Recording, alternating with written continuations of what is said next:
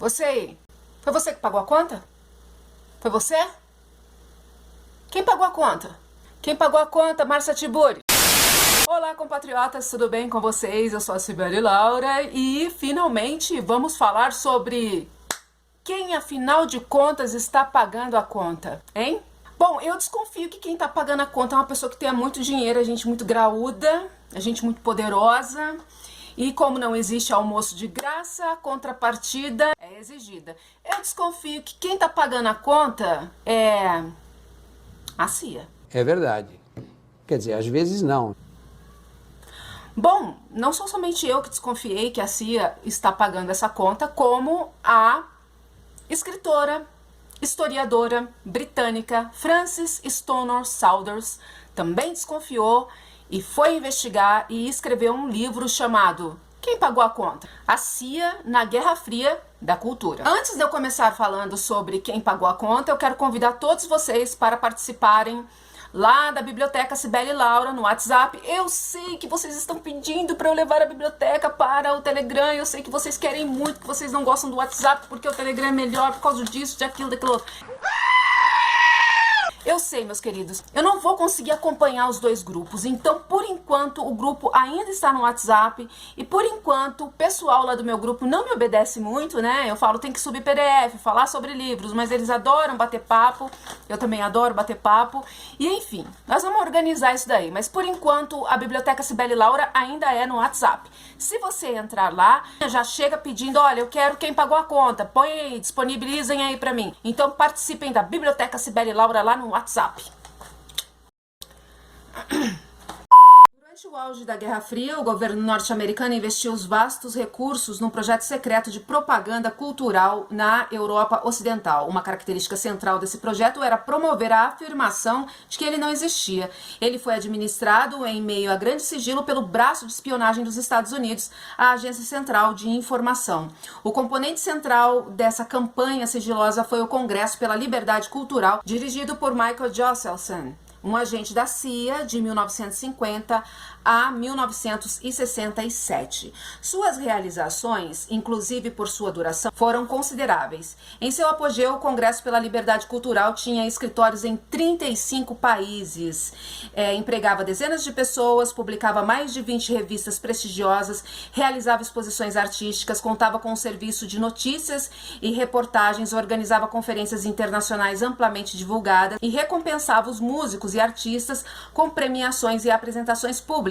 Sua missão era afastar a intelectualidade da Europa Ocidental do seu fascínio remanescente pelo marxismo e pelo comunismo, levando-o a uma visão mais receptiva do estilo norte-americano.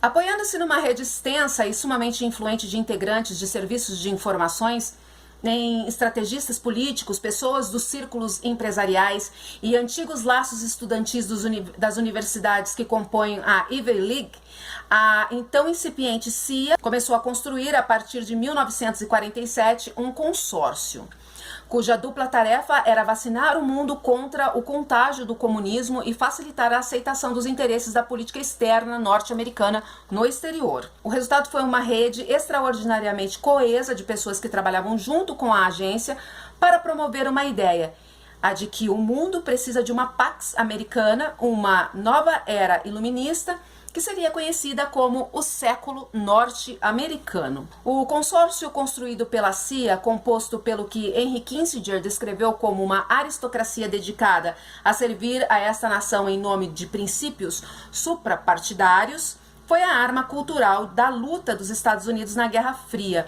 uma arma que no campo cultural teve amplas consequências. Gostassem ou não, soubessem ou não, poucos foram os escritores, poetas, pintores, historiadores, cientistas ou críticos da Europa do pós-guerra cujos nomes não se ligaram de algum modo a essa iniciativa secreta. Ou seja, era muita gente, foi um projeto muito amplo. Os integrantes deste consórcio incluíam um grupo diversificado de antigos radicais e intelectuais de esquerda, cuja confiança no marxismo e no comunismo fora abalada pelas provas do totalitarismo stalinista. Os Estados Unidos tinham como objetivo, através dessa operação clandestina da CIA, promover uma OTAN cultural, dentro da Guerra Fria cultural ali no pós-guerra. Vocês sabem que após a Segunda Guerra Mundial houve um período de Guerra Fria. A Guerra Fria cultural, que nós podemos colocar aí dentro da atmosfera da guerra híbrida, ela foi muito acirrada. E os Estados Unidos injetaram muita grana para patrocinar, promover artistas, escritores, toda a intelectualidade dentro das universidades e filósofos, artista plástico, também músicos, enfim, era um projeto cultural que teve como seu nascedouro principal, digamos assim, o Congresso pela Liberdade Cultural. Ele foi lançado em Berlim em 1950, mas tinha sede em Paris. Havia filiais em cada continente, tinha muitos funcionários, publicava revistas, organizava concertos e exposições. Era uma organização muito, muito importante, sem paralelos na época nem desde então. Então, assim, a CIA ela criou uma vasta rede contando com fundações de fachada. Usávamos os nomes de fundações para muitos fins, mas elas não existiam, exceto no papel. Procurávamos em Nova York alguém que fosse rico e conhecido e lhe dizíamos: queremos criar uma fundação. E então lhe contávamos o que pretendíamos fazer e fazíamos a pessoa jurar segredo e ela respondia: é claro que eu topo. O uso de fundações filantrópicas era a maneira mais conveniente de transferir grandes somas para projetos da agência, sem alertar os beneficiários para sua origem. Em meados da década de 1950, a intromissão da CIA no campo das fundações foi maciça. As fundações internacionalistas, principalmente a Fundação Ford e a Fundação Rockefeller, os empresários, as elites locais. O uso de elites locais ajudaria a esconder a origem norte-americana desse esforço, para que ele pareça ser um fenômeno autóctone. E também havia aí os fundos de fachada que a CIA utilizava para poder fazer a transferência do dinheiro. O Fundo Kaplan, mais conhecido como o patrocinador da temporada de Shakespeare no Parque, em Nova York, doou quase $1 milhão entre 1961 e 1963 ao Instituto de Pesquisas Trabalhistas Internacionais de Nova York. O instituto concentrava-se em projetos da CIA na América Latina, inclusive um viveiro de líderes políticos democráticos chamado Instituto de Educação Política, dirigido por Norman Thomas e José Figueres, na Costa Rica. Para fazer como ponte aí para o patrocínio de revistas, inclusive a CIA patrocinou muitas revistas, muitos livros, inclusive foram mais de 1000 livros patrocinados pela CIA. A escritora fala de um episódio bem interessante sobre um autor que escreveu O Zero e o Infinito, que a CIA comprou 52 mil exemplares deste autor para poder dar um up, né, na divulgação do livro, e depois revendeu, ao passo que a União Soviética também pedia para o Partido Comunista francês comprar livros para poder tirar de circulação, e esse autor ele ficou riquíssimo, porque tanto a CIA quanto aí o Partido Comunista compraram uma soma muito grande de exemplares do livro O Zero e o Infinito. Muitas revistas eram patrocinadas, tinha uma questão também ética, havia resistência de patrocínio direto pela CIA, a CIA não é bem vista, principalmente na cultura, né? A cultura que pressupõe ser isenta de uma intervenção política, então muitas vezes a CIA tinha que utilizar as fundações de fachada. E tudo isso por quê? A CIA era muito sutil para fazer as suas intervenções, ela não queria que que desse muito na cara que a cultura estava sendo patrocinada por uma agência aí estadunidense com o fim de implementar a ideologia liberal dos Estados Unidos e o jeito americano de viver. Então, não era exatamente isso que deveria transparecer assim abertamente. Tinha que ser algo sutil. Quando você vê patrocínio a alguns artistas do expressionismo abstrato nos Estados Unidos, a gente pressupõe que ali nas obras daqueles artistas estivesse algum tipo de mensagem pró-Estados Unidos ou pró-política externa dos Estados Unidos. E não é bem assim. A escritora explica que, na verdade, a rebeldia do expressionismo abstrato nos Estados Unidos, aquelas linhas todas tortas e nada com coisa alguma, pressupunha uma liberdade de traços, uma liberdade de criação artística. E isso era bom para os Estados Unidos. Demonstrar que os Estados Unidos tinham, então, uma arte que dava a entender que a liberdade era importante, a democracia, a liberdade de expressão, isso tudo vinha ali no bojo dos interesses ideológicos dos Estados Unidos que duram até hoje. Era isso que a CIA queria, então, estender ideologicamente para os outros países, para a América Latina também, essa ideia de liberdade do liberalismo estadunidense. Não era interessante para a CIA financiar políticos diretamente, ser grosseiramente financiadora da esquerda, dessa forma direta.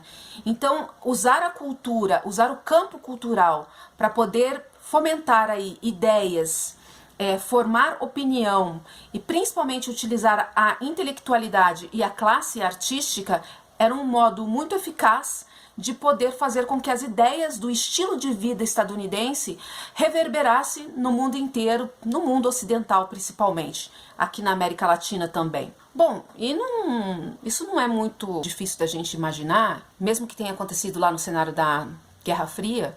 Hoje a gente vê programas de televisão, a própria novela global e o noticiário, e muitos intelectuais, a gente vê aí uma profusão de intelectuais famosinhos de internet que são totalmente favoráveis à ideologia estadunidense. E youtubers também, influentes de esquerda. E, enfim, será que essa gente também não é financiada pela CIA? Olha, eu tenho uma séria desconfiança que sim. Hollywood foi também muito utilizado pela CIA para poder aí promover essa guerra fria cultural. A escritora ela diz numa entrevista, inclusive, que foi dado a um jornalista da Rede Globo, tá no YouTube, eu vou deixar nos comentários aqui a entrevista, porque é uma entrevista muito interessante, que os produtores, e tá no livro também, tá? Eu só vou sintetizar aqui da entrevista, mas tá no livro também, tudo isso tá muito bem relatado no livro. Ela diz que os produtores de Hollywood da época tinham as suas próprias operações internas de guerra psicológica. E aí nós estamos falando do campo cultural, mas nós estamos falando de guerra psicológica, tá? De controle da mente, de indução de decisões, de comportamento, etc. e tal. Esse expansionismo ideológico dos Estados Unidos, cultural, ele também permitiu a ingerência dos Estados Unidos nos países. E muitas vezes essa ingerência vinha a reboque de uma guerra contra o comunismo. Mas na verdade era só ingerência mesmo, era só querer dominar e roubar os recursos naturais daquela nação. Isso aconteceu aqui para que fosse implementado no Brasil a ditadura militar via controle remoto da Casa Branca. A gente sabe que o governo de João Goulart não tinha nenhuma ligação direta com a União Soviética, não era um governo comunista, no entanto foi taxado como comunista e isso foi aí a desculpa utilizada para uma intervenção militar no Brasil coordenada pelos Estados Unidos. Mas voltando aqui então a Hollywood, Hollywood tinha ali o seu próprio sistema de guerra psicológica e boa parte dele era então financiado pela CIA. A autora fala sobre os dois livros do George Orwell, 1984 e A Revolução dos Bichos. Esse escritor, ele também foi envolvido, de certa forma, nessa guerra cultural, já que ele fornecia informações para o serviço secreto britânico. E o George Orwell, ele chegava a fornecer informações, assim, dedurar as pessoas que ele achava que tinha aí, que estavam metidas, de certa forma, com o comunismo. Mas ele morreu antes da CIA ter interesse por ele de fato e levar as suas obras para Hollywood, para o cinema. Quem forneceu os direitos autorais a Hollywood, a CIA, foi a sua esposa, sua viúva, que teve ali uma negociação, uma contrapartida ali, ela forneceu os direitos autorais. Só que no livro 1984 e a Revolução dos Bichos, o autor ele faz uma crítica não só ao comunismo, ao fascismo, ao nazismo, ele faz uma crítica num todo, inclusive ao modelo de governo, de Estado dos Estados Unidos, ao liberalismo capitalista. Mas no cinema essa parte foi suprimida e o final do livro, dos livros, foram modificados para que desse a entender, estava falando somente sobre o comunismo. Isso foi o dedo da CIA, tá? Ao passo que a CIA patrocinava muitos escritores, ela também perseguia aqueles que resistiam ao patrocínio. 3 grandes intelectuais foram extremamente perseguidos pela CIA: o Pablo Neruda, o Sartre e a Simone de Beauvoir.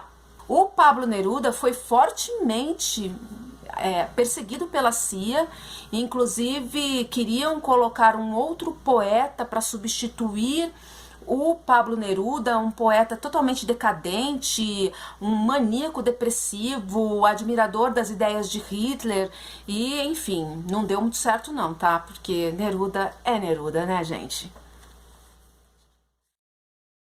As ligações da CIA com Nelson Rockefeller e como também havia participação da Fundação Rockefeller e a Fundação Ford é falado no livro Quem Pagou a Conta. Tá lá no livro, leiam que vocês vão ver como que esse Nelson Rockefeller tá em tudo. Esse homem é assim onipresente. Aliás, eu acho que ele foi a maior figura, a família Rockefeller, mas o Nelson Rockefeller e o David Rockefeller são os maiores personagens do imperialismo estadunidense, dos desdobramentos do imperialismo estadunidense. Assim, a família Rockefeller simplesmente está em tudo, inclusive no livro Quem Pagou a Conta. É verdade.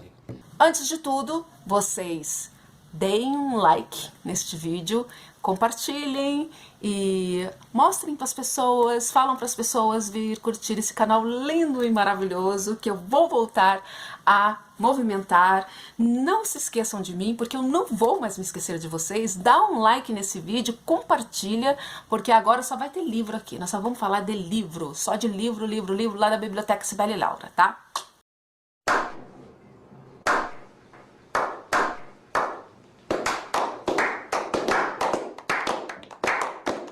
Outro episódio que eu achei assim muito engraçado nesse livro, eu achei engraçado, não sei se vocês vão achar engraçado, mas eu achei assim engraçado, cômico e ridículo, foi o episódio do senador estadunidense Joe McCarthy. Vocês sabem, né, que o Joe McCarthy, ele tinha aí uma paranoia contra os comunistas. Nessa época houve assim queima de livros, inclusive, todo mundo era comunista, o Freud era comunista, o Einstein era comunista, porque teve obras do Freud que foi queimada, teve obras do Albert Einstein que também foram queimadas, e daí nasceu esse termo, né, do macartismo, que é a perseguição aos traidores, ao comunismo, etc e tal, e eu tenho uma leve suspeita que esses bolsonaristas pegaram a paranoia lá do Joe McCarthy. Só que o senador estadunidense, ele começou a desconfiar da CIA, ele começou a desconfiar que a CIA fosse comunista, porque na verdade a CIA estava patrocinando ex-comunistas, ex-marxistas. Mas, para Joe McCarthy, eles eram os comunistas, eles eram o bicho-papão, e a CIA era o bicho-papão. Então a CIA era comunista. Começou ali a ter uma celeuma, uma guerra fria dentro dos Estados Unidos, entre o senador Joe McCarthy e a CIA, né? Era tudo muito clandestino, muito às margens da própria oficialidade do governo estadunidense. Então é um episódio bem interessante, assim, de paranoia mesmo, de loucura desse império esquizofrênico, uma coisa interna ali deles, que eu achei que foi bem ridículo. Olha só, gente, eu não vi nenhuma menção ao ex-presidente do Brasil, Fernando Henrique Cardoso, diretamente no livro Quem Pagou a Conta. Dá-se a entender que, por essa estrutura toda, o Fernando Henrique Cardoso, que tem ligações com a Fundação Ford, que teve aí ligações também com a CIA, foi mencionado em outro livro, essa ligação do Fernando Henrique Cardoso com a Fundação Ford, foi mencionado também numa tese de doutorado muito boa, que fala da presença da Fundação Ford no Brasil, está lá disponível na Biblioteca Cibele Laura, mas eu não vi nenhuma menção do Fernando Henrique Cardoso no livro diretamente. pode ser que tenha passado despercebido. Você leu Quem Pagou a Conta? Você viu alguma menção ao Fernando Henrique Cardoso? Se sim, deixa nos comentários, coloca aí o parágrafo e a página para mim, por favor, porque na edição que eu li em PDF não teve nenhuma menção ao ex-presidente do Brasil. É isso aí, gente. Então, aqui vou encerrar essa breve apresentação sobre o livro Quem Pagou a Conta. É um livro muito bom, mostra como a esquerda foi forjada pela CIA, pelo patrocínio da CIA, através do campo cultural, patrocinando aí escritores, filósofos. Bom, a esquerda que pede intervencionismo no Brasil estrangeiro é a mesma esquerda que está aí alinhada com os democratas nos Estados Unidos.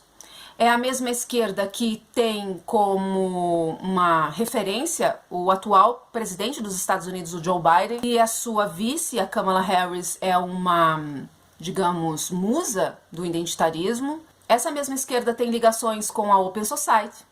Essa mesma esquerda, ela é a favor desse ambientalismo ongueiro. Enfim, essa é a esquerda internacionalista atual que pode surpreender algumas pessoas ao falar de intervencionismo no Brasil. Mas a gente que já é manjado, a gente que já está acostumado a ler livro, a gente que já está acostumado a ver aí, a ler as entrelinhas dessa esquerda, sabe que as ligações dessa esquerda é realmente com fundações e com a própria CIA. Não é muito descabido a suposição de que a esquerda BR tenha ligações, sim, com a CIA, seja patrocinada pela CIA. E aí vocês vão entender o porquê que eu estou conjecturando isso. Tipo, conjecturando, eu tô sendo educada, né? E não é loucura a gente desconfiar, ter uma desconfiança bem plausível de quem tá pagando a conta dessa esquerda. Eu espero que vocês tenham gostado desse vídeo e é isso aí. O próximo vídeo é falando sobre um livro chamado O Mito do Contágio. Vai ter choro, vai ter ranger de dentes, vai ter pedrada, vai ter grito e etc e tal, mas é um livro que foi lá disponibilizado na Biblioteca Cibele Laura. Eu li o livro e vou fazer para vocês então o vídeo falando sobre o mito do contágio. E nós também vamos falar do David Icke. Sim, vai ter David Icke também com O Maior Segredo. É isso aí, tchau, beijo e fui!